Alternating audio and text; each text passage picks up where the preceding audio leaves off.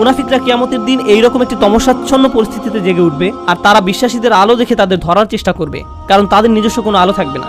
তারা জেগে উঠে গভীর বিস্ময় আবিষ্কার করবে তাদের সাহায্য করার মতো কিছুই নেই। يقول المنافقون والمنافقات للذين آمنوا انظرونا نقتبس من نوركم।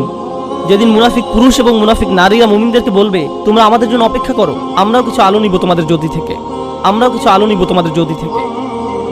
ইকতিবাস শব্দ দ্বারা বোঝায় যেমন আগের দিন আপনার হাতে মশাল থাকতো আর অন্যজনের আগুন থেকে নিজের মশাল জ্বালিয়ে নিতেন, সেরকম। তাই তারা ভাবলো আমরা তোমাদের থেকে কিছুটা আলো ধার নিব, তোমাদেরটা নিয়ে যাব না, একটু থামো, আমাদেরকে সাহায্য করো। তখন মুনাফিকদেরকে বলা হবে, ارجعوا وراءكم তোমরা পিছনে ফিরে যাও, পিছনে ফিরে যাও فالتمسوا نورا। এবং আলোর খোঁজ করো, আমরা তোমাদের সাহায্য করব না। হাসরের ময়দান হচ্ছে এমন ভয়াবহ একটি জায়গা যেখানে জন্মদাত্রী মা নিজ সন্তানকে পর্যন্ত অগ্রাহ্য করবে। ভাই বোন, স্বামী স্ত্রী, বাবা মা, আত্মীয় স্বজন, প্রাণের বন্ধু, এই সব পার্থিব সম্পর্কগুলো ছিন্ন হবে।